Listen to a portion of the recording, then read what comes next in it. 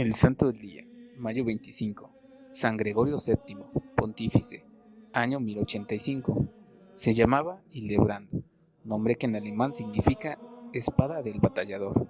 Al ser elegido papa, cambió su nombre por el de Gregorio, que significa el que vigila. Nació de padres muy pobres en la provincia de Toscana, en Italia.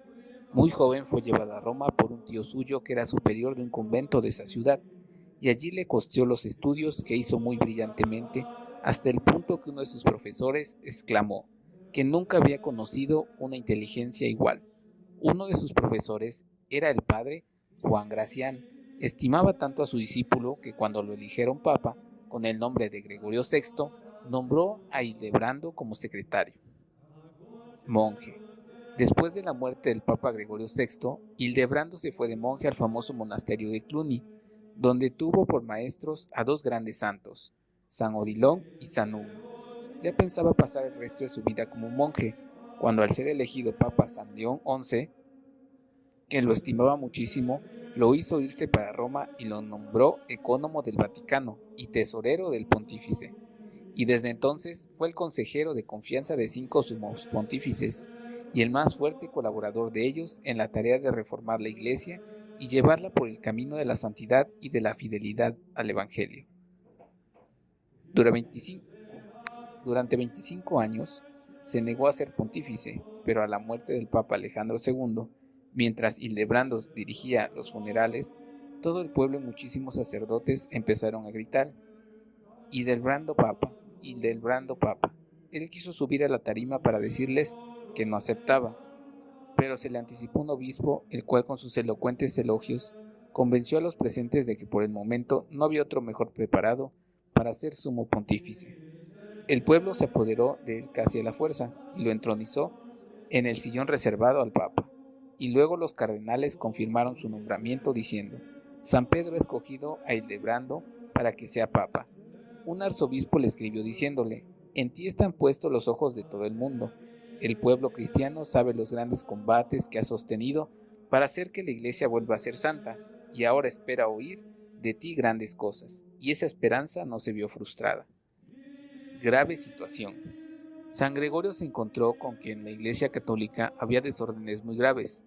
Los reyes y gobernadores nombraban los obispos, los párrocos y los superiores de conventos, y para estos puestos no se escogían a los más santos, sino a los que pagaban más y a los que les prometían obedecerlos más ciegamente. Y sucedió entonces que en los altos puestos de la Iglesia católica llegaron hombres muy indignos de tales cargos y que tenían una conducta verdaderamente desastrosa. Muchos de estos ya no observaban el celibato, la obligación de mantenerse solteros y conservar la virtud de la pureza, y vivían en unión libre, y varios hasta se casaban públicamente. Y los gobernantes seguían nombrando gente indigna para los cargos eclesiásticos. Remedios fuertes para situaciones extremas. Y fue aquí donde intervino Gregorio VII, con mano fuerte. Empezó destituyendo al arzobispo de Milán, pues lo había nombrado para ese cargo porque había pagado mucho dinero. Simonía se llama este pecado. Luego el Papa reunió un sínodo de obispos y sacerdotes en Roma y decretó cosas muy graves. Lo primero que hizo este pontífice fue quitar a todos los gobernantes el derecho a las investiduras, que consistía en que por solo el hecho de que el jefe de gobierno le diera a un hombre el anillo de obispo o el título de párroco, ya el otro quedaba investido de ese poder y podía ejercer dicho cargo. El Papa Gregorio decretó que a los obispos los nombraba el Papa y a los párrocos el obispo y nadie más, y decretó que todo el que se atreviera a nombrar un obispo sin haber obtenido antes el permiso del sumo pontífice quedaba excomulgado, es decir, fuera de la Iglesia católica, y la misma pena o castigo decretó para todo el que sin ser obispo se atreviera a nombrar algún párroco. Revolución. Estos decretos produjeron una verdadera revolución en todas partes. Todos los que habían sido nombrados obispos, párrocos o superiores de comunidades por los gobernadores civiles sintieron que iban a perder sus cargos que les proporcionaban buenas ganancias económicas y muchos honores ante la gente. Protestaron fuertemente y declararon que no obedecerían al pontífice, y los gobernadores civiles sí que lo sintieron más, porque perdían la ocasión de ganar mucho dinero haciendo nombramientos. El primero en declararse en revolución contra el Papa fue el emperador Enrique IV de Alemania, que ganaba mucho dinero nombrando obispos y párrocos. Enrique declaró no obedecería a Gregorio VII y que se proclamaba en contra de sus mandatos, pero al Papa no le temblaba la mano y decretó enseguida que Enrique quedaba excomulgado y envió un mensaje a los ciudadanos de Alemania declarando que ya no les obligaba a obedecer a semejante emperador. Esto produjo un efecto fulminante. En toda la nación empezó a tramarse una revolución contra Enrique y este sintió que iba a perder el poder. La falsa humillación de Canossa. Cuando Enrique IV se sintió perdido, se fue como humilde peregrino a visitar al Papa, que estaba en el castillo de Canossa, y allá, vestido de penitente, estuvo por 3 días en las puertas, entre la nieve, suplicando que el sumo pontífice lo recibiera y lo perdonara.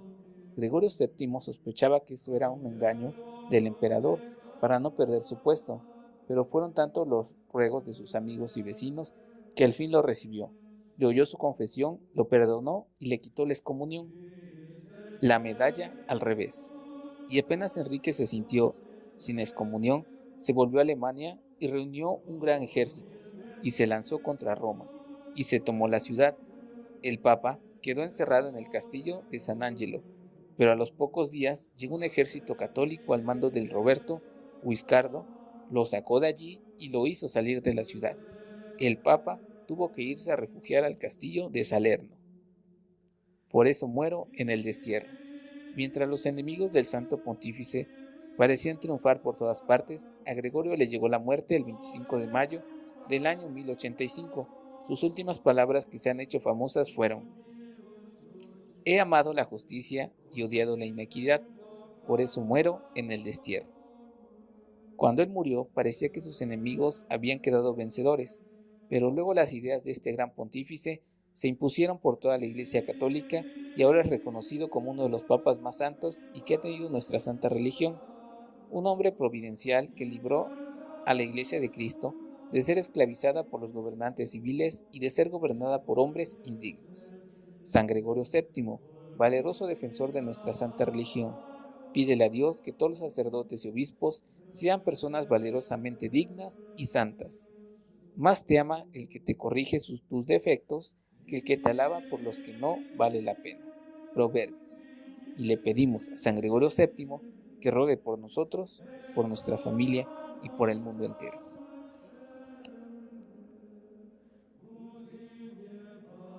Si te gustó este video, comparte, ayúdanos a llegar a más personas. Suscríbete al canal de YouTube y dale like y síguenos en Facebook.